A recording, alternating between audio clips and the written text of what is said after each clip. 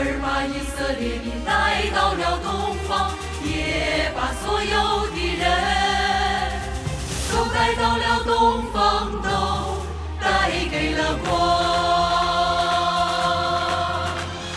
两人都与光重逢，都与光相交，不再寻觅，不再寻觅。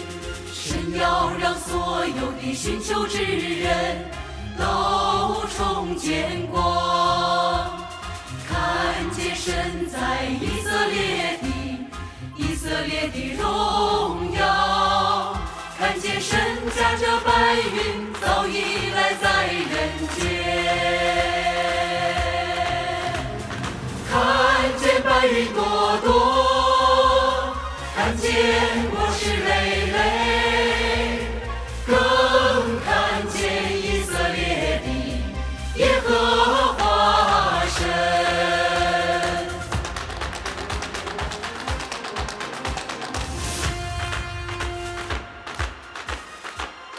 看见犹太人的父子，看见人所盼望的弥赛亚，也看见历代君王逼迫的神的权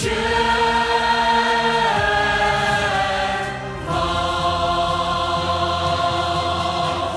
神要做全域的工作，神要大动工程，把神的所有荣耀都献给末世的人，把神的全部作为都献给末世的人，把神的全部荣耀都献给等待神多少年的人，献给盼望神驾着白云来的人，献给盼望神再次显现的以色列，献给逼迫神的全人类，让人都知道神早将荣耀带走，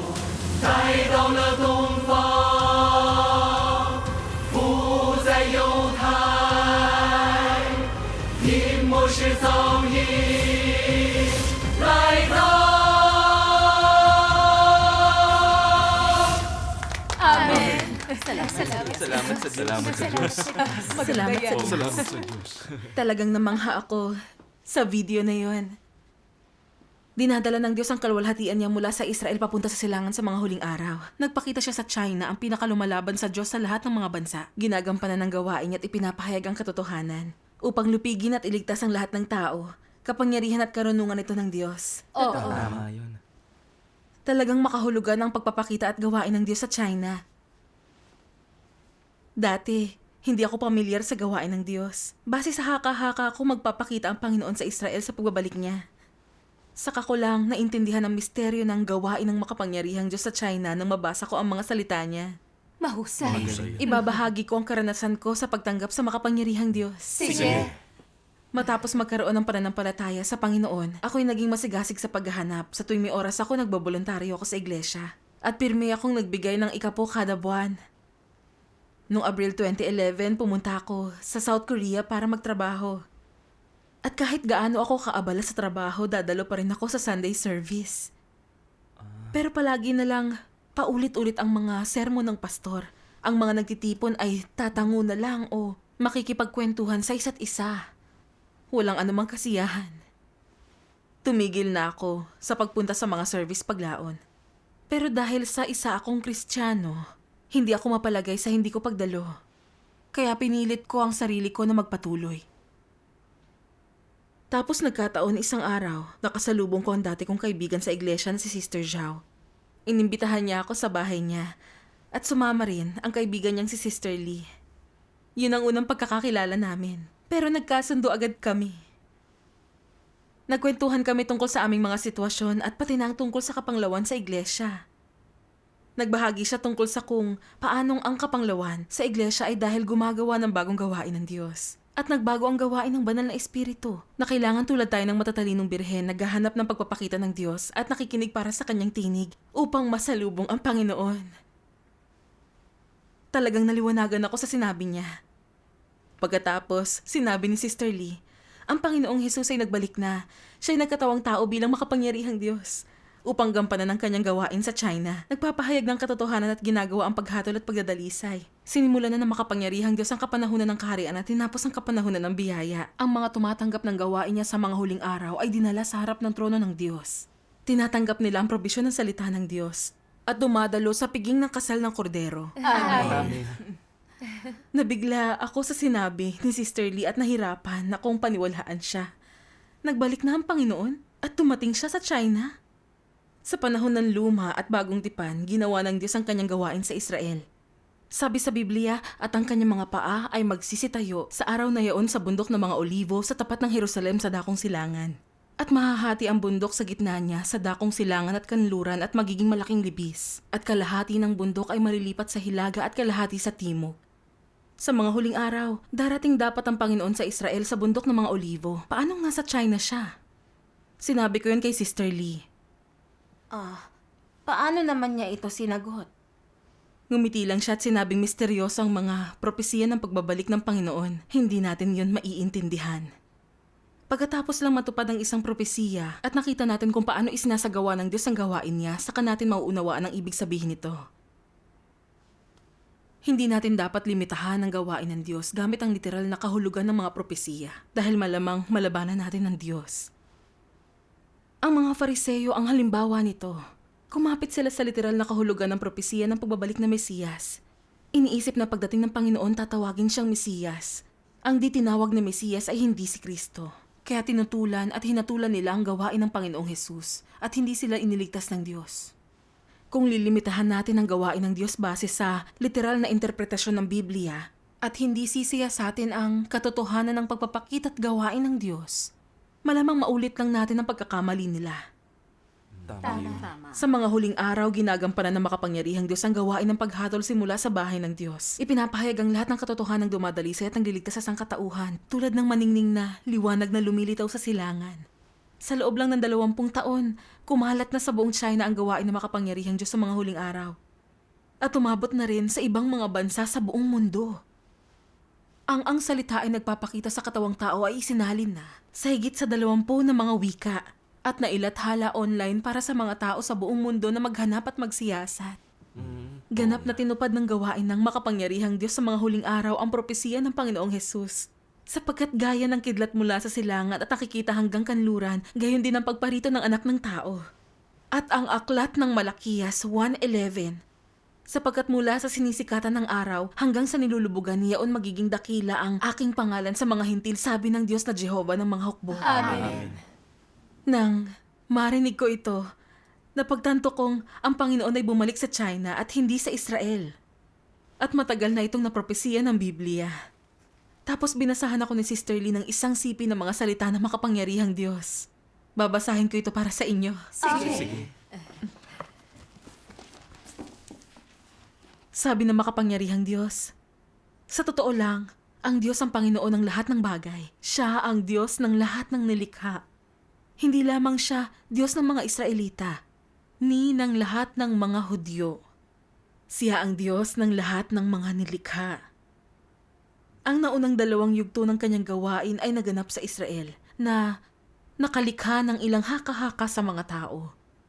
Naniniwala sila na ginawa ni Jehovah ang kanyang gawain sa Israel, na si Jesus mismo ang nagsakatuparan ng kanyang gawain sa Judea. At bukod pa rito na siya ay naging tao upang gumawa.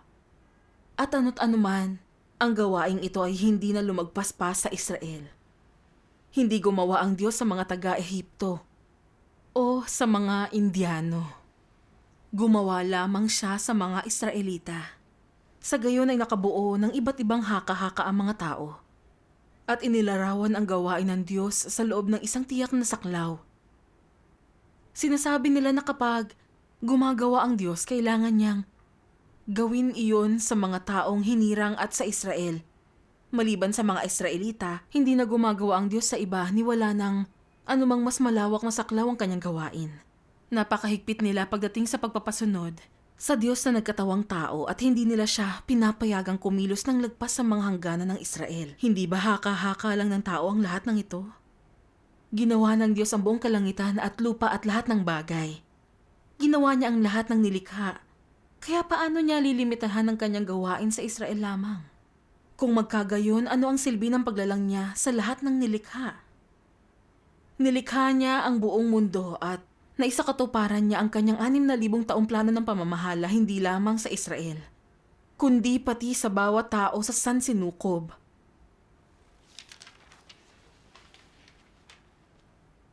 Kung kikilos ang Diyos ayon sa mga haka-haka ng tao, magiging Diyos lang siya ng mga Israelita at hindi niya mapapaabot ang kanyang gawain sa mga bansang hentil. Sapagkat magiging Diyos lamang siya ng mga Israelita at hindi Diyos ng lahat ng nilikha. Isinaad sa mga propesiya na ang pangalan ni Jehovah ay dadakilain sa mga bansang hentil, na ito'y lalaganap sa mga bansang hentil. Bakit ito pinropesiya? Kung ang Diyos ay Diyos lamang ng mga Israelita, sa Israel lamang siya gagawa. Bukod pa riyan, hindi niya palalaganapin ang gawaing ito at hindi siya gagawa ng ganitong propesiya.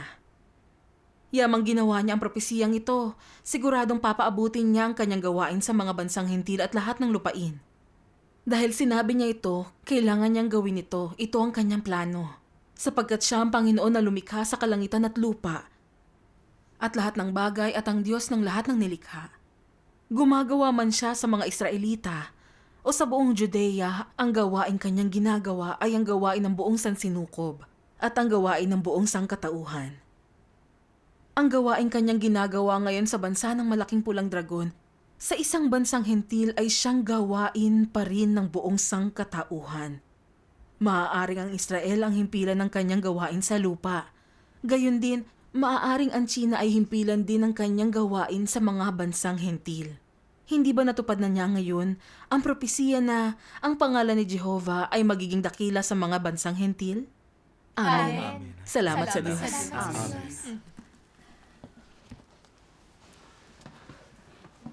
Pagkatapos ay nagbahagi si Sister Lee. Ang Diyos ay ang Panginoon ng lahat ng nilikha, pinamumunuan niya ang buong sansinukob at namumuno sa kapalaran ng lahat ng tao. Ang Diyos ay hindi lang ang Diyos ng mga Israelita, higit pa roon, siya ang Diyos ng lahat ng nilikha. May karapatan ng Diyos na gampanan ng kanyang gawain sa kahit saang bansa kasama ang sinumang tao. Pero anumang bansa ang pagpakitaan at gawaan niya, ang kanyang gawain ay ginagawa para sa kapakanan ng sanlibutan at upang pamunuan sila sa kanilang pag-unlad. Sa kapanahunan ng kautusan, ginamit ng Diyos na si Jehovah si Moises upang iproklama ang kautusan niya sa Israel at sinimulan ng kapanahunan ng kautusan. Mula sa lupaing ito, pinalawak niya ang kanyang gawain sa ibang lupain, upang lahat ng mga bansa at tao igagalang ang kanyang ngalan bilang dakila. Tama yun. Sa kapanahunan ng biyaya, ginawa ng Panginoong Hesus ang gawain ng pagtubos sa Judea. Pero hindi lang tinubos ng Panginoong Hesus ang mga Hudyo, kundi ang buong sangkatauhan. Ngayon makalipas ang 2,000 taon, kumalat na sa buong mundo ang ebanghelyo ng Panginoon.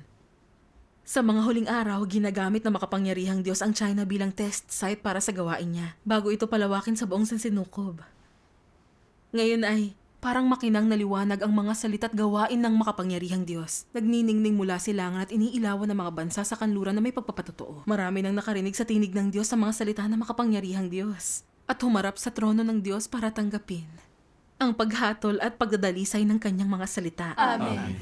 Nakikita natin na anuman ang kapanahunan, kapag nagdesisyong magpakita at gumawa ang Diyos kasama ang mga tao o sa isang bansa, palagi muna siyang pumipili ng lugar para gumawa at gamit ang lugar na ito bilang halimbawa, unti-unting pinalalawak ang gawain niya sa ibang lugar upang kumplituhin ang gawain niya ng pagliligtas sa tao. Ito ang prinsipyo ng gawain ng Diyos. Kung susundin natin ang ating mga haka-haka at palagay, iniisip na dahil gumawa ang Diyos sa Israel sa kapanahunan ng kautusan at kapanahunan ng biyaya, dapat ang Diyos ay Diyos lang ng Israel. Ang ebanghelyo ay maaari lang lumabas sa Israel. Tanging ang mga tao sa Israel ang totoong hinirang ng Diyos at ang nararapat sa mga biyaya niya. At hindi magpapakita at gagawa ang Diyos sa mga bansang hintil. Di ba't nililimitahan natin ang Diyos? Oo nga. Sabi ng Diyos, magiging dakila ang aking pangalan sa mga hintil. Kaya, Paano ito makakamit at matutupad? Nagkatawang tao ang Diyos sa mga huling araw at ginagawa ang gawain niya sa China, isang bansang pinamumunuan ng ateismo. Upang basagin ang mga kuro-kuro ng mga tao at upang ipakita na hindi siya gumagawa ayon sa mga alituntunin sa halip ay ayon sa sarili niyang plano. Ipinapakita niya rin sa atin na hindi lamang Israel ang inililigtas niya kundi pati na ang mga hentil. Ang Diyos ay Diyos ng lahat ng sangkatauhan, hindi ang Diyos ng alinmang bansa o tao. Amen. Kung saan man magpakita at gumawa ang Panginoon, palagi itong makabuluhan. Lagi niyang pinipili ang lugar na pinakamagsisilbi sa pagliligtas ng tao. Tama. Sa pagbabahagi ni Sister Lee, nakaramdam ako ng hiya. Alam kong ginampanan ng Diyos ang gawain niya sa kapanahunan ng kautusan at biyaya sa Israel. Akala ko sa Israel lamang magpapakita at gagawa ang Diyos. Kung ginampanan muli ng Diyos ang gawain niya sa Israel, sa mga huling araw, malilimitahan ko siya bilang Diyos ng mga Israelita. Ibig sabihin, itinatanggi ko ang Diyos bilang pinuno ng lahat ng sangkatauhan, paglaban yun sa Diyos. Kung saan nagpapakita o gumagawa ng kanyang gawain ng Diyos, ay laging sumasalamin sa kanyang plano at karunungan. Di tayo dapat magkomento tungkol sa gawain ng Diyos, lalo na ang limitahan ng kanyang gawain. Pero mayroon pa rin akong ilang mga pasubali. Isang ateistang gobyerno ang nagpapatakbo sa China. Ito ang pinakamalalang bansang tumatanggit lumalaban sa Diyos. Kung hindi nilalayo ng Diyos na magpakita at gumawa sa Israel, bakit hindi siya gumawa sa mga bansang tulad ng US o UK kung saan Kristyanismo ang pangunahing relihiyon? Bakit pinili niyang gampanan ang kanyang gawain sa China? Sinabi ko ang mga katanungang ito kay Sister Lee. Ganito ang naging sagot ni Sister Lee. Pumipili ang Diyos kung aling bansa o lokasyon niya gagawin ang kanyang gawain. Base sa mga kinakailangan ng kanyang gawain, laging may espesyal na kahulugan sa mga pinili niya. Maliwanag na nagsalita tungkol dito ang makapangyarihang Diyos. Binasahan ako ni Sister Lee ng isang sipi na mga salita na makapangyarihang Diyos. Kapatid, maaari bang ako magbasa? Oo. Sabi ng makapangyarihang Diyos, ang gawain ni Jehovah ay ang paglikha sa mundo. Ito ang simula. Ang yugtong ito ng gawain ay ang katapusan ng gawain at ito ang konklusyon. Sa simula, isinagawa ng Diyos ang kanyang gawain sa mga hinirang ng Israel at ito ang pasimula ng bagong panahon sa pinakabanal na lugar. Ang huling gawain ay isinagawa sa pinakamaruming bansa upang hatulan ng mundo at wakasan ang kapanahunan. Sa unang yugto, ang gawain ng Diyos ay isinagawa sa pinakamaliwanag na lugar sa lahat at ang huling yugto ay isinasagawa sa pinakamadilim na lugar sa lahat. At ang kadilimang ito ay mapapaalis, ibibigay ang liwanag at ang lahat ng tao ay malulupig. Kapag nalupig na ang mga tao sa pinakamarumi at pinakamadilim na lugar na ito, at kinikilala na ng lahat na umiiral ang Diyos at siya ang tunay na Diyos, at lubusan nang nakumbinsi. Ang katotohanan ito ay gagamitin upang isagawa ang gawain ng paglupig sa buong sansinukob. Ang yugtong ito ng gawain ay makahulugan. Kapag natapos na ang gawain sa kapanahunang ito, ang gawain ng 6,000 taon ng pamamahala ay makakarating sa isang ganap na katapusan. Sa oras na yaong mga nasa pinakamadilim sa lahat ng lugar ay nalupig na, tiyak na ganoon din ang mangyayari sa iba't ibang lugar. Sa gayon, tanging ang gawain ng panlulupig sa China ang nagtataglay ng makabuluhang sagisag. Kinakatawan ng China ang lahat ng puwersa ng kadiliman. At ang mga tao sa China ay kumakatawan sa lahat ng nasa laman kay Satanas at ang mga mula sa laman at dugo. Ang mga Chino, ang lubusang nagawang tiwali ng malaking pulang dragon. Sila ang pinakamatinding lumalaban sa Diyos na ang pagkatao ay pinakamasama at marumi. At kaya sila ang mga orihinal na modelo ng lahat ng tiwaling sangkatauhan. Sa mga tao sa China, na ipakikita ng pinakabuong buo at nabubunyag sa iba't ibang mga anyo nito ang katiwalian, karumihan, di pagkamakatwiran, pagtutol at ang pagiging mapanghimagsik. Sa isang banda, sila ay may mahinang kakayahan at sa kabilang banda ang kanilang mga buhay at pag-iisip ay paurong. At ang kanilang mga gawi, kapaligirang panlipunan, pamilya ng kapanganakan, ang lahat ay kaawa-awa at paurong. Ang kanilang katayuan ay mababa rin. Ang gawain sa lugar na ito ay makahulugan. At matapos maisagawa ang gawaing pagsusuri, sa kabuuan nito ang kanyang mga susunod na gawain ay magiging higit na mabuti. kung maisa sa katuparan ng hakbang ng gawain na ito, kung gayon ang mga susunod na gawain ay matitiyak. Sa oras na matapos ang hakbang na ito, ang dakilang gawain ay lubusang magtatagumpay. At ang gawain ng paglupig sa buong sansinukob ay ganap na matatapos.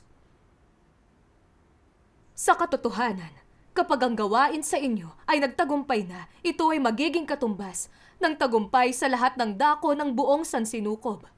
Ito ang kahalagahan ng kung bakit pinakilos ko kayo bilang huwaran at uliran. Ang pagiging mapanghimagsik, pagsalungat, karumihan, at ang hindi pagiging matuwid. Ang lahat ay matatagpuan sa mga taong ito at sa kanila ay kumakatawan ng lahat ng pagkaswail ng sangkatauhan. Sila ay tunay ngang mahalaga. Kaya, sila ay itinuturing na halimbawa ng panlulupig. At sa oras na sila'y malupig, sila'y magiging mga uliran at halimbawa para sa iba. Amen. Salamat sa Diyos.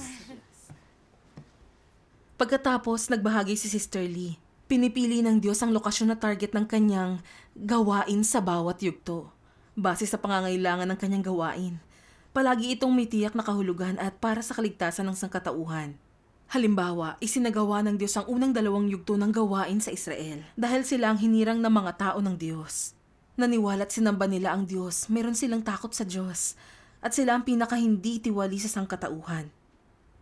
Kaya napakadali para sa Diyos na lumikha ng ulirang grupo ng mga mananampalataya sa pamamagitan ng paggawa kasama sila. Sa ganitong paraan, mas mabilis at maayos nakakalat ang gawain ng Diyos, upang ang buong sangkatauhan ay malalaman ang pag-iral at gawain ng Diyos. At mas maraming tao ang lalapit sa harapan ng Diyos at tatanggapin ang kaligtasan niya. Tunay na makahulugan ng pagsasagawa ng unang 2 yugto ng gawain ng Diyos sa Israel. Ganap na pinili ng Diyos ang Israel ayon sa mga pangangailangan ng gawain niya. Sa mga huling araw, ginagawa ng Diyos ang paghatol at pagdadalisay.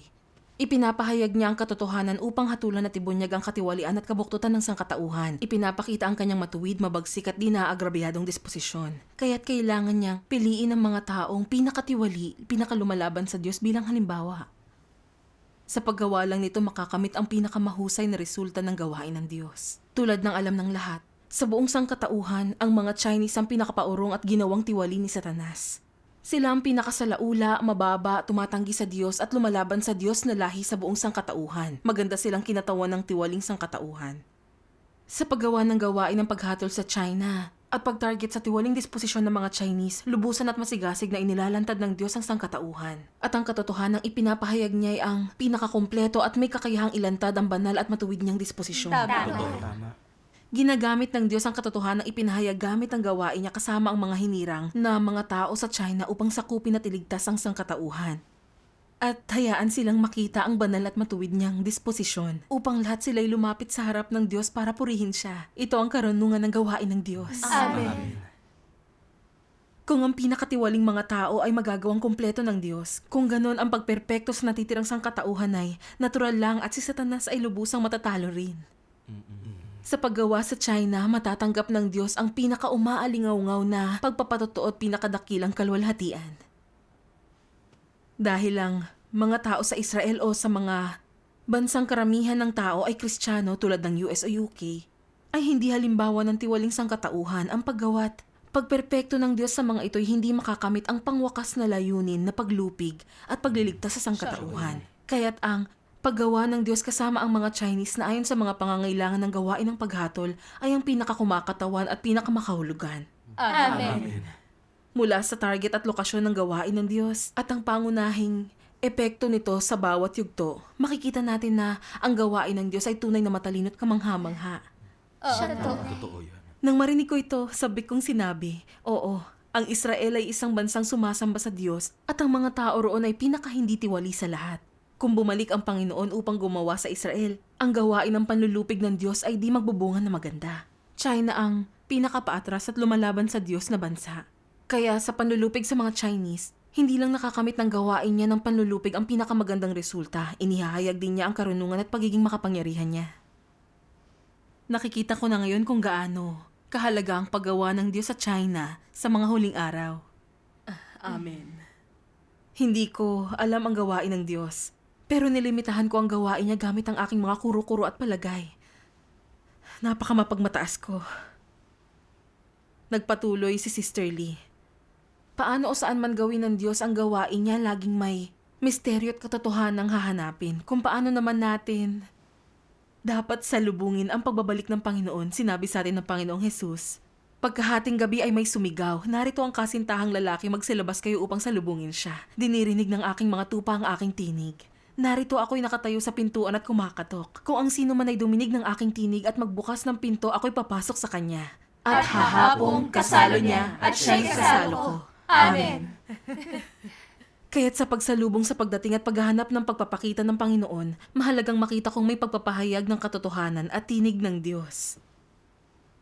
Dahil kung saan man ipahayag ang katotohanan, naroroon din ang tinig ng Diyos, pati na ang kanyang pagpapakita at gawain. Ito ay talagang totoo.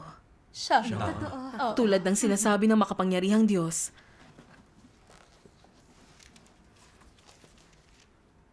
habang lalong naniniwala ang mga tao na imposible ang isang bagay, mas lalong maaari itong mangyari, sapagkat ang karunungan ng Diyos ay lagpas pa sa langit.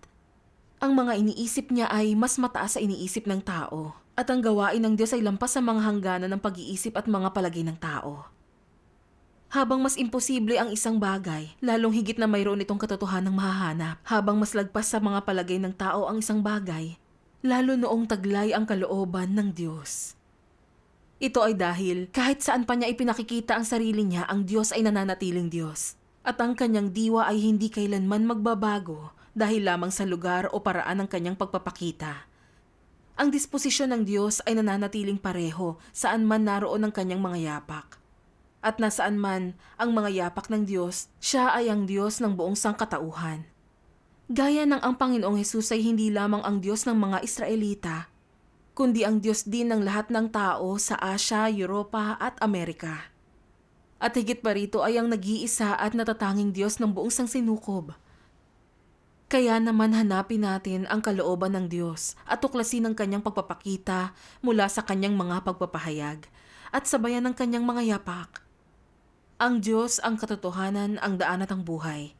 Ang kanyang mga salita at kanyang pagpapakita ay sabay na umiiral at ang kanyang disposisyon at mga yapak ay bukas sa sangkatauhan sa lahat ng sandali. Amen. Salamat sa Diyos. Nilutas ng mga salita ng makapangyarihang Diyos ang pagkalito ko. Isiniwalat nito ang mga misteryo ng pagpapakita at gawain ng Diyos, ganap na pinabubulaanan ng mga dati kong kuro-kuro. Maraming taon ko nang hinahangad na salubungin ang pagbabalik ng Panginoon. Pero di ko kailanman napagtantong nililimitahan ko ang pagpapakita at gawain ng Diyos sa kung anong inisip ko at mga literal na salita ng Biblia. Naging mangmang at bulag ako. Matapos ang pagtitipon, nang hingi ako kay Sister Lee ng kopya ng ang salita ay nagpapakita sa katawang tao na ipinahayag ng makapangyarihang Diyos. Nakita kong naipaliwanag ng mga salita niya ang marami sa mga misteryo ng Biblia. Tulad ng 6,000 taong plano ng pamamahala ng Diyos para sa kaligtasan ng tao, ang katotohanan at kwento sa loob ng Biblia, ang kahulugan ng mga pangalan ng Diyos, ang misteryo ng mga pagkakatawang tao, kung paanong itinatakda ng Diyos ang kalalabasan at hahantungan ng mga tao, ang paghantong sa pagtatapos ng kapanahunang ito at paano maisasakatuparan ng kaharian ni Kristo dito sa mundo, at marami pa. Walang iba kundi Diyos ang kayang magpaliwanag ng mga misteryong ito. Ang ipinahayag ng mga salita ng makapangyarihang Diyos ay puno ng autoridad, kapangyarihan at kamahalan. Tunay ngang mga pahayag ito ng Diyos. Nakatitiyak akong ang makapangyarihang Diyos ay ang nagbalik na Panginoong Jesus. Walang pag-atubili kong tinanggap ang gawain ng makapangyarihang Diyos at sinusundan ko na ngayon ang mga yapak ng kordero. Salamat sa Amen. Amen. Tama